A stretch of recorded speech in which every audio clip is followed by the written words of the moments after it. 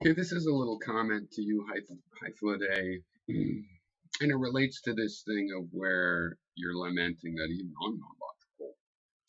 First of all, I think I'm pretty logical. On the other hand, we have some principles that we use to create systems of logic. It relates to this thing, and that's how we can have multiple. That even I'm not logical. Oops.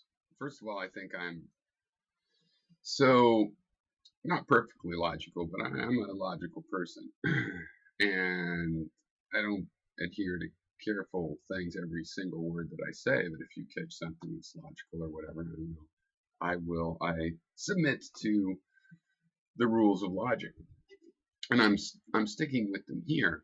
But there's many kinds of logic. How do we come up with more than one kind of logic? Because there's rules of a meta logic. There's rules of reasoning.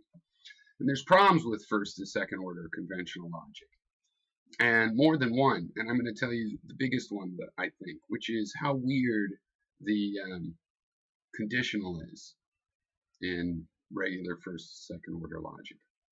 You show the truth table. Other people probably won't get this because I'm not going to draw a diagram, but you drew a diagram, and I think you probably have it in mind. And it's really kind of weird because what comes when you're finding out if if a conditional is true, you drew out the truth table, right? And basically, what you really care about is if the antecedent is true, then the conditional, what's the other thing? The postcedent. Okay, brain fart. But if A is true, then you care is B true. If A says if A then B, then if A is true, then you can go, well, what about B? And you'll learn something. B is false. The conditional statement is false as well. Or B is true. Oh, the conditional is true because they're both true.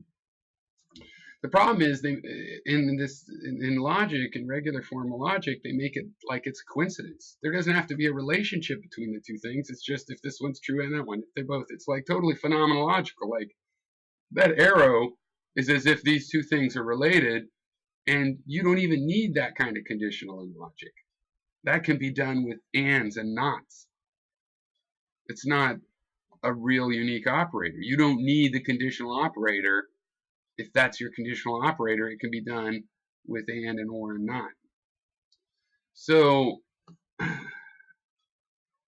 be more specific, the weird thing about it is if the antecedent is false, then it doesn't matter whether B is true or not. But worse, it doesn't matter if B is related. So in formal logic, if I say, if the moon is made of nothing but cheese, then the moon is made of nothing but stone. That's true. Oh, hold on.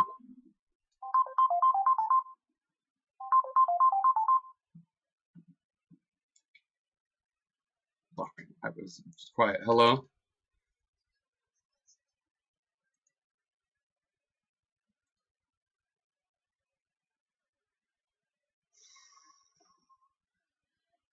Sorry about that. Now it's still chaos. I shouldn't have started. Okay, so that fucked up because it looks like my audio was muted from here, which I didn't know because I heard the audio from there. So how's that even possible? Maybe I pushed it when I just touched it. Maybe I should check. I don't know. Anyway, I'll continue since this is for Hypho Day. The point was, how weird is the conditional from logic? If I say if the moon is made entirely of cheese, then the moon is made entirely of bubblegum, that's a true statement. Those are unrelated. I could say if Trump is a great president, then he's really going to fuck the country up a lot. That's a true statement. But really, no, if he's a great president, he's not going to fuck the country up. That would be the relation. If the moon is made of cheese, then there's a lot of cheese on the moon. That should be a true statement. But if the moon is made of cheese, then there's a lot of talcum powder on the moon. That should not be true. Those things aren't related. The conditional that we use in philosophy, in natural language and philosophical language, implies there's a relation, that the one thing actually is causing or related to the other thing, that one thing is a categorically applicable to the other thing, that they are related. So this is an issue when you're trusting or moralizing about logic. I think we have rules we use to create logical systems, and they ignore certain things about the bigger set of all of the ways we reason about data processing, because everything is data processing, really.